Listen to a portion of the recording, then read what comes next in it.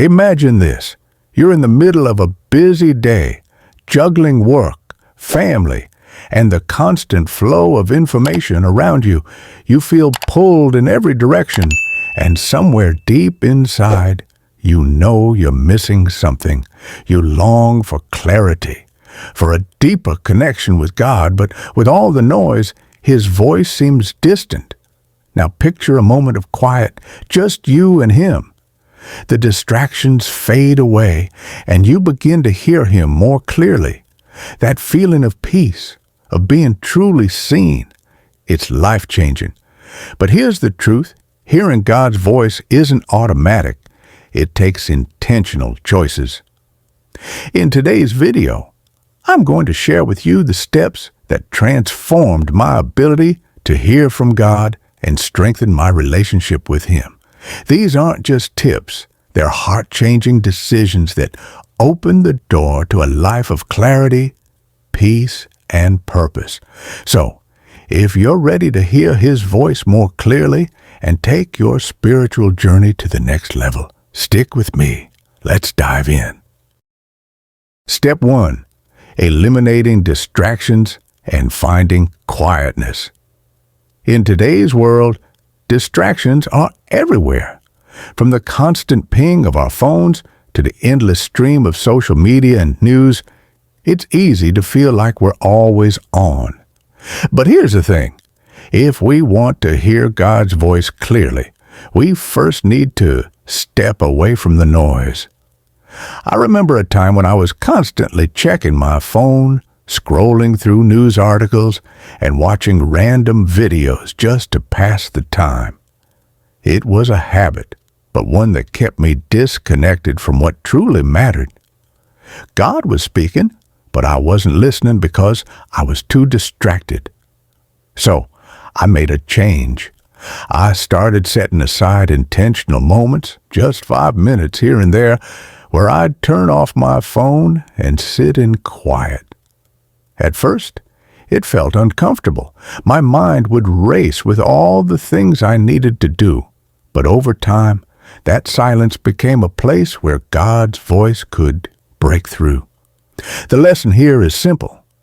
Peace requires space. When we eliminate distractions, we make room for God to speak. And it's not about doing away with everything. It's about being intentional with what we allow into our hearts and minds.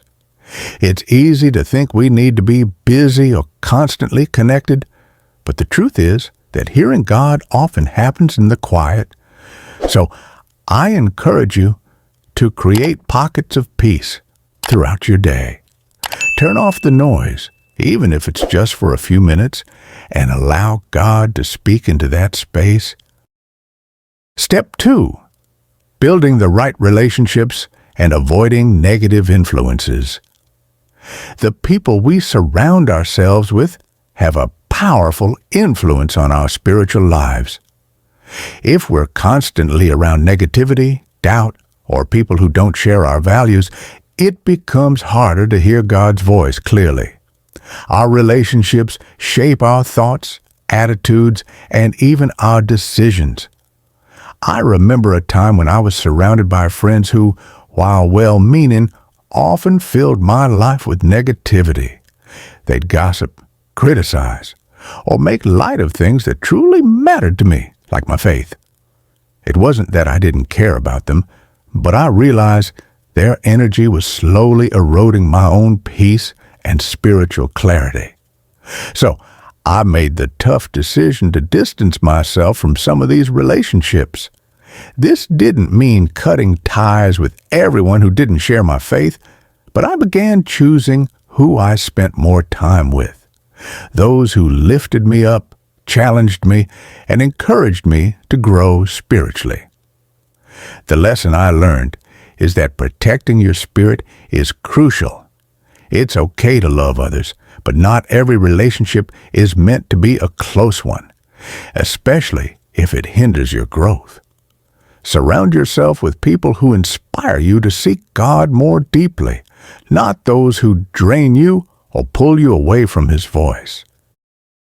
Step 3.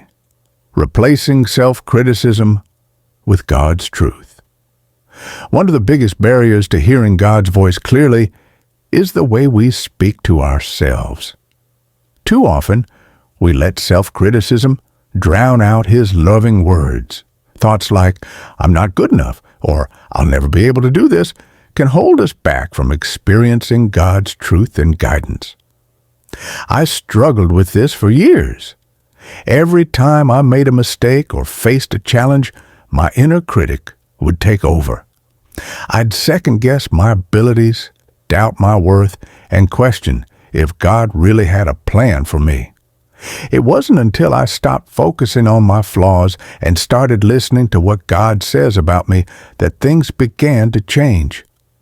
God's Word tells us that we are fearfully and wonderfully made, that He has a plan for our lives, and that we are more than conquerors through Him. When I began to replace my negative self-talk with God's truth, I noticed a shift. Instead of feeling defeated, I started feeling empowered. I began to trust that He could use me despite my imperfections. The lesson here is powerful.